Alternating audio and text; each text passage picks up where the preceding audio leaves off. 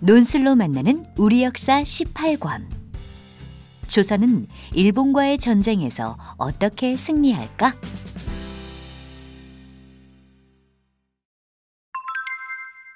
정유재란, 1597년, 일본이 또 쳐들어왔다고? 일본은 배를 정리하고 군사들을 훈련시켰습니다. 도요토미 히데요시는 이제 때가 되었다고 생각했습니다. 그래서 대신들을 불러 회의를 했습니다. 처음 조선으로 갔을 때는 평양까지 아주 쉽게 갈 수 있었다. 하지만 결국 조선을 정복하지 못했다. 그 이유가 무엇이라고 생각하느냐? 제 생각에는 전라도 지역을 손에 넣지 못한 것이 그 원인이라고 생각됩니다. 우리의 계획대로 전라도 지역을 손에 넣었다면 군량을 확보했을 뿐만 아니라 백기를 이용해 평양에 군사와 군량을 쉽게 보급했을 것입니다. 도요토미 히데요시는 고개를 끄덕였습니다. 바로 그것이다. 우리가 지난 전투에서 이기지 못한 것은 바로 전라도 지역을 손에 넣지 못했기 때문이다. 원인을 알았으니 실행을 하는 것은 어렵지 않다. 자, 다시 한번 조선으로 들어간다. 이번에는 확실히 이순신 부대를 잡아쓰고 전라도 지역을 확보하도록 한다. 알겠느냐? 예, 카카. 도요토미는 뭔가 깜빡했다는 표정으로 눈살을 살짝 찌푸리며 말했습니다. 아, 차차차차. 내가 깜빡한 말이 있구나. 병사들에게 전하라. 전쟁터에서 조선인들을 무조건 잡아 죽여 코를 베어오도록 하라. 코를 많이 베어온 사람은 전쟁에서 열심히 싸운 것으로 여겨 큰 상을 내리도록 하겠다. 자, 가라. 가서 이번에는 반드시 승리하라. 도요토미 히데요시는 무서운 얼굴로 천장이 뚫어질 듯 큰 소리로 외쳤습니다. 이리하여 출전을 알리는 북소리가 울려 퍼지고 다시 일본의 배가 조선의 바다를 건넙니다. 장군, 기쁜 소식입니다. 무엇이냐? 이순신이 명령을 어겼다는 누명을 쓰고 잡혀갔답니다. 정말이냐? 그 듣던 중 반가운 소리구나. 이순신 없는 조선 수군은 이빨 빠진 호랑이. 그렇다면 조선 장군은 누구라 하더니? 원균이라고 합니다. 그놈은 첫 전투 때 무기를 버리고 도망간 놈이 아니냐? 승리가 코앞이구나. 다시 조선에 쳐들어온 일본 수군은 조선의 배를 에워싸고 집중 공격을 퍼붓기 시작했습니다.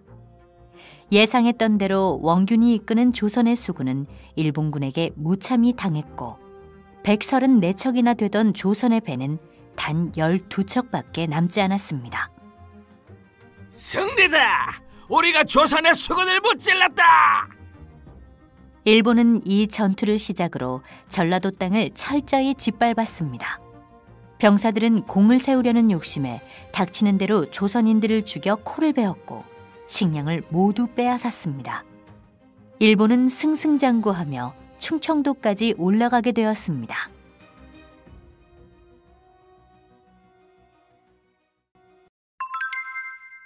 명량대첩.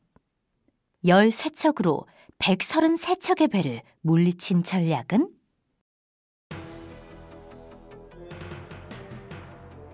도요토미 히데요시 앞에는 승리의 소식과 함께 병사들이 보내온 조선인들의 코가 가득히 쌓여 있었습니다. 드디어 전라도 앞바다가 내 손에 들어왔구나. 조선 놈들의 코로 무덤을 만들어 승리를 기념할 것이다. 계속해서 서쪽으로 들어가라. 몇 달 후 일본군은 명량 앞바다를 지나갈 준비를 하고 있었습니다. 장군, 저기 앞 울돌목에 이순신이 나타났습니다. 울돌목은 양쪽에 바위가 있어서 매우 좁은 바닷길입니다. 그런데 그 좁은 바닷길 건너편에 이순신이 진을 치고 있었던 것입니다.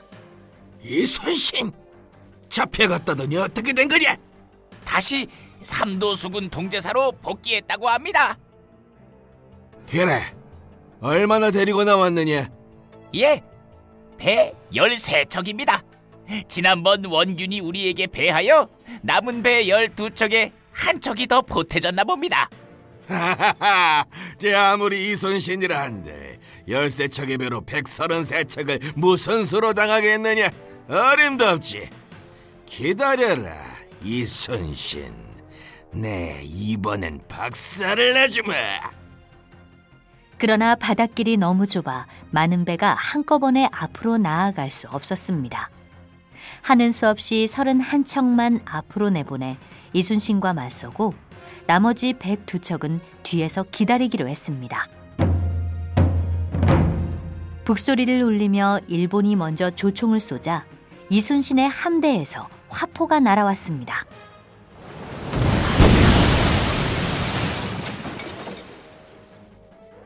일본군의 배가 흔들리고 뒤집히고 불에 타기도 했습니다.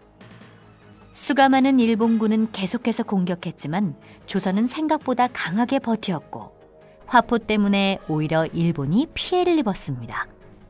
그렇게 얼마쯤 시간이 지나자 갑자기 물살이 소용돌이치기 시작했습니다. 배가 갑자기 왜 이러지? 울돌목은 때가 되면 바닷물의 흐름이 바뀐다는 사실을 일본군은 파악을 하지 못했던 것입니다. 일본군의 배는 순식간에 서로 뒤엉키기 시작했습니다. 그때 조선군의 배에서 북소리와 함께 화포가 수도 없이 날아왔습니다. 피하려던 일본군의 배들은 서로 부딪히고 출렁이다 가라앉기 시작했습니다. 퇴각하라! 전군 퇴각하라! 일본은 결국 그렇게 물러날 수밖에 없었습니다. 간신히 살아 돌아온 장군은 고개를 들지 못합니다. 도요토미 히데요시는 당장이라도 목을 벨 기세입니다. 이런 멍청이! 133척이나 가지고 갔어. 고작 13척을 못 이겨. 게다가 조선의 피해가 하나도 없다니. 갑자기 바닷물의 흐름이 바뀌는 바람에 시끄럽다. 그걸 핑계라고. 대체 조선 땅은 언제 밟아보느냐 말이다. 꼴도 보기 싫으니 물러가라. 도요토미 히데요시는 분노를 참을 수가 없었습니다. 얼굴이 불그락 푸르락해져서 마치 성난 원숭이 같았습니다. 이순신, 참으로 대단한 인물이다.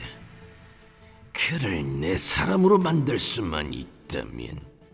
한편 충청도까지 진출한 일본군은 지원군과 군량이 모자라 더 이상 진격을 할 수가 없었습니다.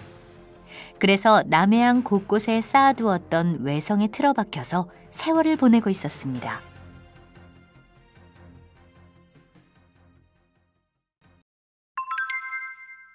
노량해전, 7년간의 기나긴 전쟁, 최후의 승자는?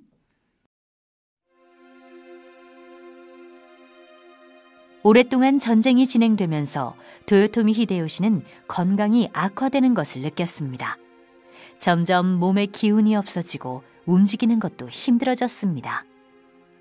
내 몸이 예전 같지가 않구나. 도요토미 히데요시의 병세가 심상치 않다는 것을 알고 모두 침묵에 잠겼습니다. 뭐 그리들 침통해하느냐. 누구나 때가 되면 죽는 것을. 난 살 만큼 살았어. 도요토미 히데요시는 자신의 죽음이 코앞에 다가왔음을 느꼈습니다. 죽음이 눈앞에 다가오니 지난 날들이 떠오르는구나.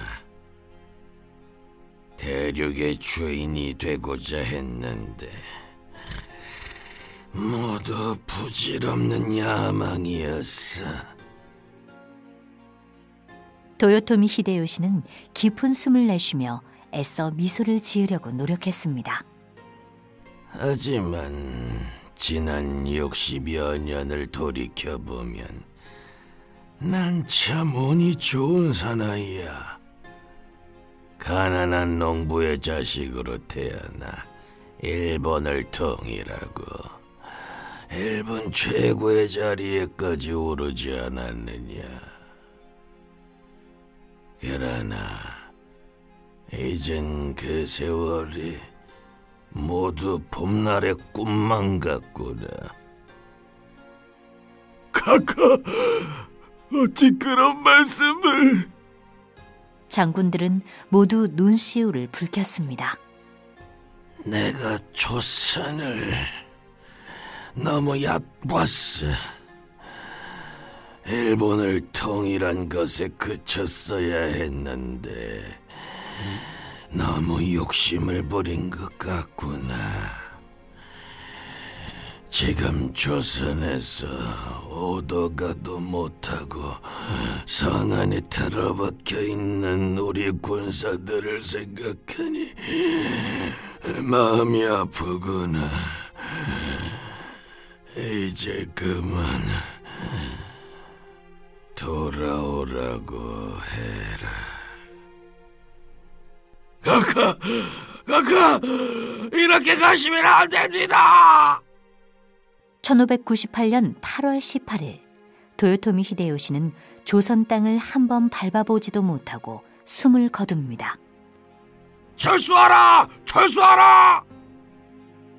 일본으로 철수하라는 명령이 떨어졌습니다. 외성 안에 있던 군사들은 급히 짐을 챙기기 시작했습니다. 일본군은 배 500여 척에 군사들과 짐을 싣고 노량 앞바다를 이용해 돌아가려 하고 있었습니다. 그런데 그때였습니다. 장군, 이순신이 나타났습니다. 아무래도 이순신 장군이 일본군을 순순히 돌려보내진 않을 모양입니다. 1598년 11월 19일, 그날 노량 앞바다에서는 최후의 결전이 벌어집니다. 450여 척의 일본배가 격파당하고 셀 수 없을 만큼 수많은 일본군들이 죽었습니다. 살아남은 일본군은 간신히 자기 나라로 도망쳤습니다. 조선을 발판 삼아 대륙으로 진출하려던 일본의 헛된 야망이 조선의 해군 앞에서 무너지는 순간이었습니다.